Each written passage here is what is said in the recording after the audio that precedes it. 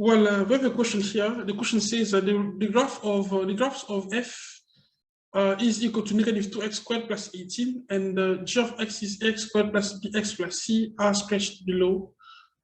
Points P and Q are the x-intercepts of f. Points Q and R are the x-intercept of G.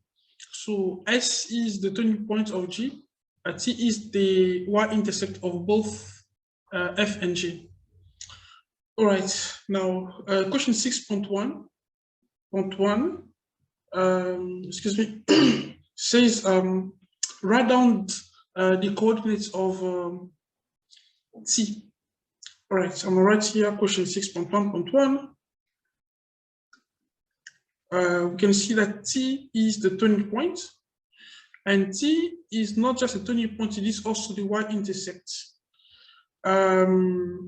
And then we do know that the y-intercept is that constant value, okay, in the function. So because it lies on I can see that it lies on this graph, actually in both parabola. So T, the y-intercept is 18 here. So on the right here, this is 18. So therefore, T equal to 0, 18. Okay.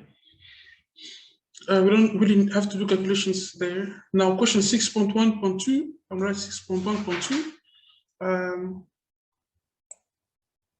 The question says, determine the coordinates of Q. Now, when we look at Q, Q is there. Q is the x-intercept. It is also said in the question that Q and R are x-intercept. So x-intercept is when we make okay, I'm gonna write the question over here. We're looking for Q. The x-intercept is when we make y equal to 0. Okay, y must be, I'm gonna write like this. X-int, it means make y equal to 0. So the equation f of x, which is given by negative 2x squared plus 18. Okay, remember that f of x is just y. So it's like y equal to negative 2x squared plus 18.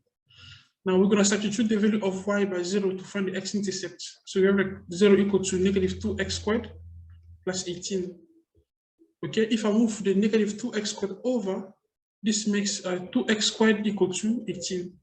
Now to find x, we can divide both sides by 2. And now what we get here, we get x squared equal to 9. Now, if I need to find x, I will square root to both sides I'll square root to both sides, okay? And then the value of x will be like plus or minus 3, okay? Now, the fact that Q is on the first quadrant, on the first quadrant here, over here, x is positive. We can say therefore Q is the point 3, 0. We'll take the point positive 3, 0. So that was question 6.1.2. And now 6.1.3 says given that x is equal to 4.5 at S, determine the coordinate of R. So we need to find, we're doing now question 6.1.3. We need to find the coordinate of R. If x is equal to 4.5. Now, question 6.1.3. So we're looking for the coordinate of R, okay? R, X, Y. Now, it is given that S, the coordinate of S is given, it's 4.5, 0, okay? Because, no, not 0, but 4.5 Y, okay? The question reads that this value of the X coordinate of S is 4.5 there. Now, S being the turning point, it means that the symmetric line passes through 4.5 here, the symmetric line. So now, symmetric line means that the distance between the intersects are equal, they're all equidistant, okay? So if here is 3, for instance, the distance from 3 to the symmetric line will be the same. The distance from Q to the symmetric line must be the same as from the symmetric line to R. So if this is like from 3 to 4.5 is like 1.5 units, there also must be 1.5 units. Now, I'll write here, we have over here 1.5 units. There also must be 1.5 units. Now, I'm going to add 1.5 to 4.5 to get the x coordinates of R. So therefore, we say therefore, XR will be equal to 4.5 plus 1.5, okay? And then XR, meaning the x coordinate of R, is equal to 6. So that's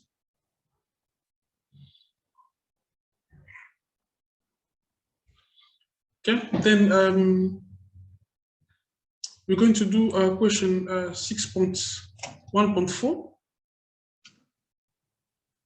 Question 6.1.4 says to determine the values of x for which g seconds is greater than 0. All right. G second, because this is how we read g prime prime. Okay, the second derivative of g of x. Okay, we want to determine the value or values of x for which g prime prime or the second derivative of g of x is more than 0. All right. I'll write a question here. 6.1. So it is given that g of x is equal to ax squared plus bx plus c. This is given. Now, by definition, we see that the first derivative of this, so g prime will be, I'll say g prime here will be something like, it will be a linear equation. So it's going to be like 2ax. So it'll be 2ax plus b. And then the second derivative will be just 2a. And now, if you look at the graph already, the graph of g of x, it has a U shape. Okay, if it has a U shape, it means that the leading coefficient a is positive. Okay, and now we have 2 times a. 2 times a is also positive. So this will be actually a constant line, okay, above the y-axis. So I'll give an example. Because a is positive, okay, if I take a value like 1, for instance, g prime prime, or the second derivative of g will be equal to 2. So if 2 is over here, 2 will be there.